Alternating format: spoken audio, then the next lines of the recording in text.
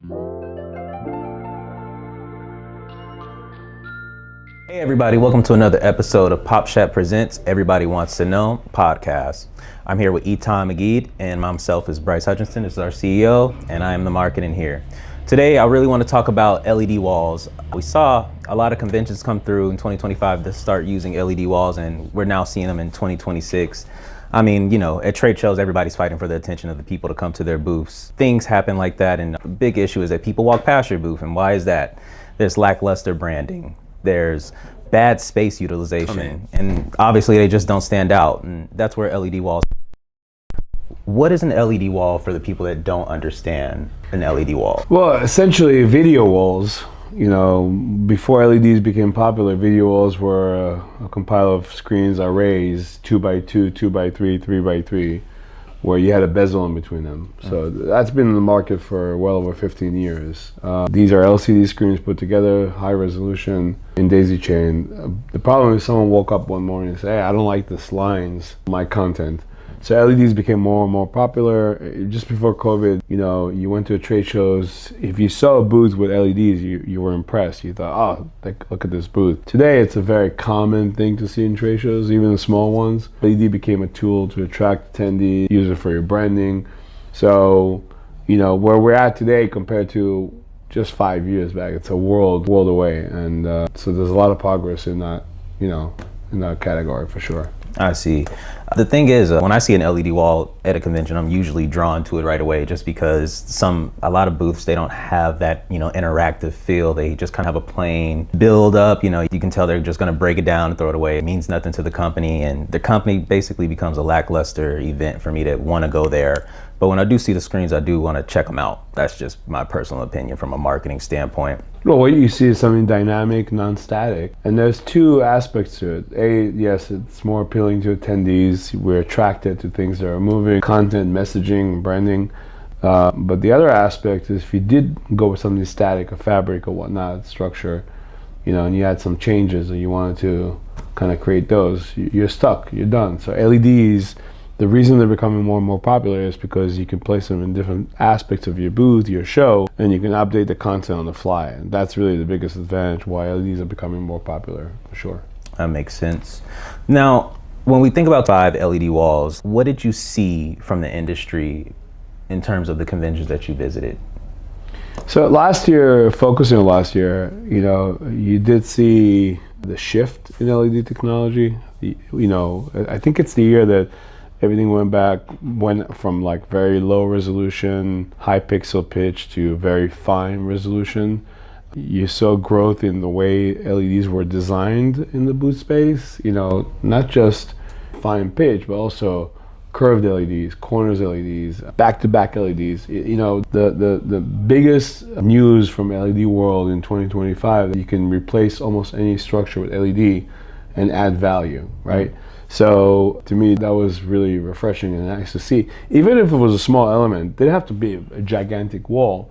But once you brought it up to life with LEDs, I think you created something dynamic, immersive, and that was the theme in 2025. And I think where we're going with LEDs this year, it's going to be all of that plus. And that plus, I think, is where the tie-in to AI, the tie-in to more forced perspective, 3D content, things that are, I like patterns. To me, if you ask me, some of the biggest appeal of LEDs is a pattern content that just absorb, and allows you with very simple messaging to convey your message of your branding. It doesn't need to be too much videos and editing, nothing crazy. And I think that's going to be the focus of 2026. And the reason I think that, I think when you look at AI, if you went now and just went to your AI, chat GPT or whatever engine you're using, and you kind of said, okay, recommend LED design, LED content that resonates, you'll see very simple pattern. You're not going to see anything too complex. And in my opinion, that's the way it's going to go in 2026 for sure. Oh, that makes sense. I think from a marketing standpoint, somebody that gets the message from the CEO, the idea of being able to change the content and it'd be fluid without ripping down something that's just standard, or like I have the option to make something better or change it to alter it to fit the convention better. I think that's one of the standout things that I'm seeing a lot too. I agree. I think you have to think about, when you think about content for LEDs, you have to think about the whole process of how we get there, right? In most structure, most exhibitors, for example, you have sometimes an agency level, an exhibit house, and an AV provider, and a client. So you have 4 aspects of it, right? Whereas an AV provider, we just come, we deploy it. Sometimes we create the content based on what we're given, but sometimes we just get the content and we have to implement it. So when you think about that, you have the agencies that are working with the client, they might make some changes, and the exhibit house that has to relay those changes to us as an AV company, and then we have to implement and go back to the client, it goes back to the agency, and so forth and so forth. And God love agencies, but it's always last minute. And if you don't have an LED that can really flip on the fly, and you have your CEO coming or someone from marketing that wants to see messaging the way they envision it, or change it on the fly, you're gonna be in a bind. So I think that's really, it's key. That capability really took LEDs from nice, wow, I gotta have it, to an added value proposition for exhibitors, for sure. Got you. So if I was if I came to you and I said I want an LED wall or LED screen, in our booth, I feel like a lot of people would overcompensate by trying to get the largest wall, for the largest booth, and I think that's where. Why would you mention that now? Well, I'm thinking, space utilization. Yes. When it's bad space utilization, it doesn't matter how great something looks. I mean, if you don't have things in order, what does it matter at that point? It's a great point, and I think we rely on our partners. We work with exhibit houses. They have amazing designers. They can utilize the space well. Nice. The client might want the bigger return on their buck, but just because you have a large 40 by 40 or 40 by 50 space doesn't mean you fill it up with digital, right? It has to have a purpose. It has to have a usage within the booth, whether you're doing a demo or you're showing your content, your branding. I hate the fact that some exhibitors, they just push LED wherever they see without a purpose. So I think the purpose is important. The second thing is, I've seen small LEDs making more of an impact than the big walls, because of purpose. So I think space usage is important. That's why we rely on exhibitor designers that, that's what they do. Yeah. And essentially we implement their vision, So if you wanted a wall in your house, I would say it's a bad idea. It's not. The technology is very advanced, but unless you go with a very fine pitch LED, you're better off with an LCD screen at home, because you get the 8K resolution. That's really a consumer-based solution, right?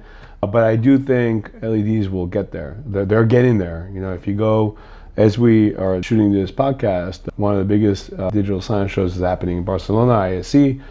And every year you can see the pixel pitch going down and down to the point where it's going to be like seamless, almost LCD. Yeah.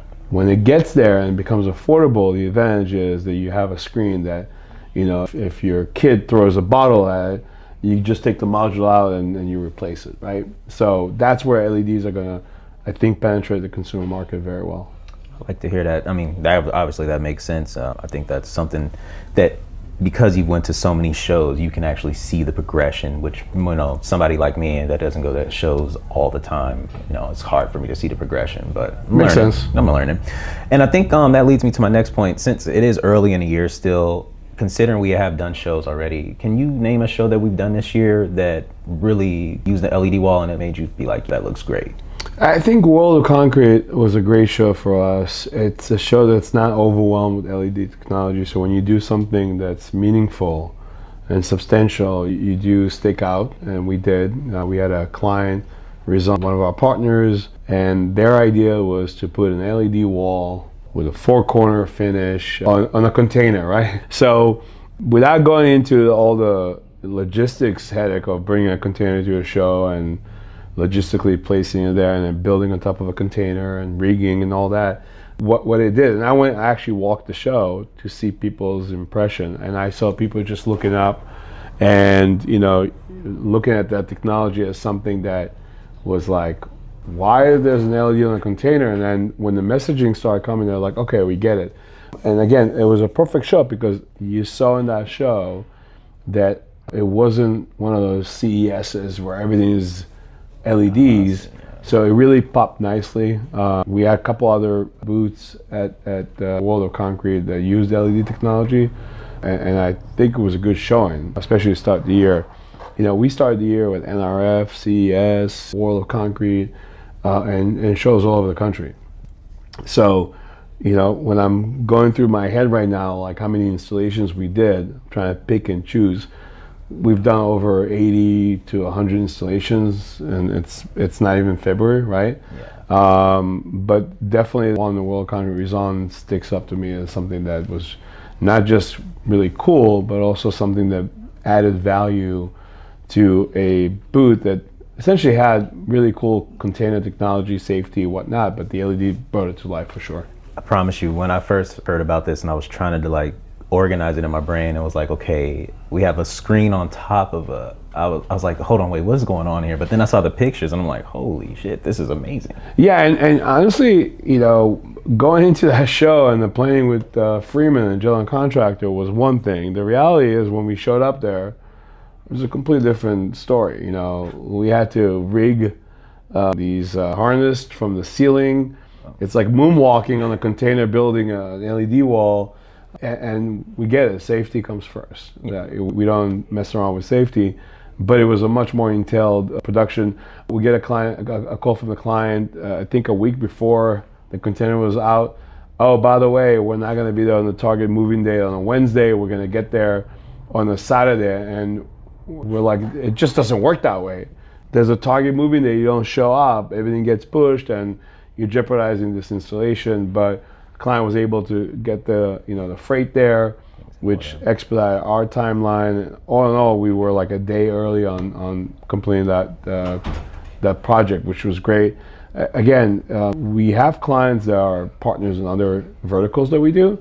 This is one of the clients where we wanted to make sure that we gave them the extra value. Yeah. Like I treated that booth and I told the staff, as if it was a POPSHAP booth. We wanted to make sure this is a client that doesn't go to a lot of shows, and that's their biggest show. So we wanted to make sure that everything went and very smooth. So yes, I definitely remember that one. I saw the photos and I was like, now this makes sense, but it's still crazy, but it makes sense. Yes. It definitely stood out. I would see the back areas of the other booths and I'm just like, yeah, I'm gonna stop up there first. Right. And, try to figure out what's going on here and then make my way around. So Absolutely. that's one of the things. And I think one thing that I missed last week that I really want to touch on is that what tips and suggestions do you have for companies looking to do booths like this and apply the LED walls to their booths? So it's a twofold. I know this is the focus is LEDs on this episode, but I think as a whole, digital is what's and being pushed, in the next few years. If you went to CES, you went to some of the bigger shows, NRF, you saw that the use of digital is different than what it was 3 or 4 years ago. It's just that digital today is a way of embracing and inviting attendees into your space. It's a way how that you basically communicating your added value, your products, your branding, your messaging. It doesn't have to be just LEDs. It could be an interactive kiosk. It could be just a regular monitor. But digital is a big play when you design your space, your booth, or when you design your show. Show management, messaging is all digital, and it's becoming, it was being sustainable pushed. Okay, we got to be sustainable. So that actually created the first push, but the value is there, and that value is driving what you see today. We like to kind of play the let's push the envelope game. You want an LED, we want to do it this way and get a curved LED and really, but essentially it's just getting more creative and adding value to something you're providing anyway. But the truth is, if you take assets and you digitize them, you're going to get a nice return on your investment. Marketing managers, event planners, they're seeing it. It's not, something that's a phase and we see the rise of digital. It's here to stay for sure. And I think that kind of ties in. I guess, when you talk about LED walls, that goes hand in hand to have the actual content. But Just I want to mention, this is not sponsored by Bubbly, but this is awesome. And for the adults of you, if you drink that with a fun drink, this is I cut back on very Diet well Coke recommended. just Hey, Bubbly, send me the check, So I'll take some of that too. there you go, royalty. And that leads me into my next point. I really wanted to stress this to the people that are putting on the show, the people that are looking to step up their companies. Does this really increase lead generation? Are you seeing a difference in, just lead generation in general from using these type of technologies in people's booths? Yeah, the answer is yes, but I think the deeper answer is not just lead generation, it's the quality of the lead. And I'll give you a scenario. We exhibit at shows, we go to shows at least once a month. With digital, you can have a conversation with someone's like, oh, this is really cool. And they talk about the cool things they're seeing. But when our clients use our interactive kiosk or the LEDs or whatnot, and they start conversation that A, stop the attendee and they got their first engagement, and B, led to a conversation about their product. And some of them take it furthermore, they create a demo environment on our products. Then it's not just a lead, it's a qualified lead because they're seeing the product in action and they're asking questions, they're interacting with the salesperson at the booth. I feel like, whatever leads you qualify people with our technology, we haven't done a study on it, but we could. I want to see what it looks like as far as like a return. What we call in Google Ads, the conversions, right? Yeah. So the user acquisition is one thing, but what is the conversion? We have clients that they swear by the technology. They literally, every show they go, they have an interactive kiosk or a table or something that they use. I can mention a few names, Google, Eve Legal, companies that literally go to every small or big show, and that's how they show up. They show up with our technology because they know it's going to add value to their proposition and show their product better. So I think what I was thinking when you were saying that is that when I'm at a convention, I know there's a lot of going on. There's a lot of booths, but when you have the technology right, you have everything set up, you have the people there, you have people interested, I feel like you get immersed in their brand. And 100%. Yeah. And listen, technology is not magic. It's Maggie. No. The technology, it can do what it does to attract someone to the booth and start a conversation. But if you're sitting at your booth and you're on your phone and you expect people to stop just because we have a nice, good-looking kiosk from POPSHAP, that's not happening. You still need to use the technology for your advantage. You have to use it in a way that people feel invited to your booth to use it. I remember when we started using our booth, we would have like a selfie camera and we would put it in the aisle and people would walk by the kiosk and they'd see themselves and we'd be like, hey, you want to take a selfie? Because that made them stop. All of a sudden they were like, why am I on camera? Right? We opened the queue for the camera for the selfie, and we would say, hey, you want to get a selfie? And they're like, yeah, sure. And I was like, oh, you have a chance to win something. And you start a conversation. It didn't matter if it was just a social conversation or a particular conversation about our product. It led to something. You need that initial spark with someone on the trade show floor, and that person can become a client advocate for your product. So I do see a lot of value in this. I just like the idea of when I go there, I'm focused on that booth. I forget about everything else.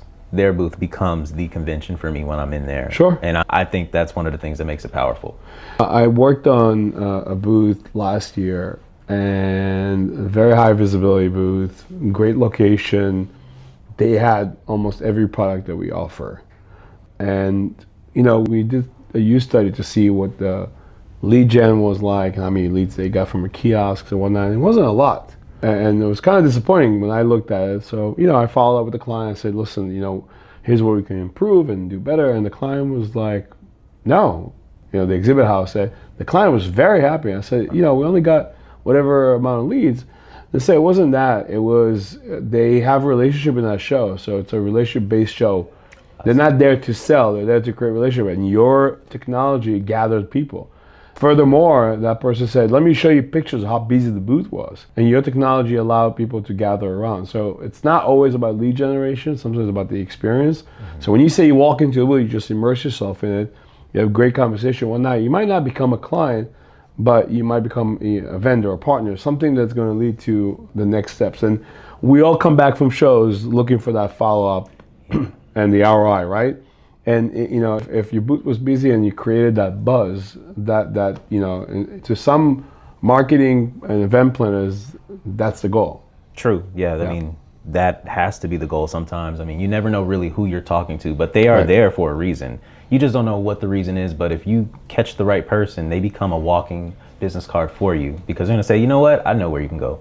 I know who you can talk to. 100%. And listen, we're not 20, 30 years in this business. We've been in this business, in this vertical, for about 5 years, right? So we're still learning what's good.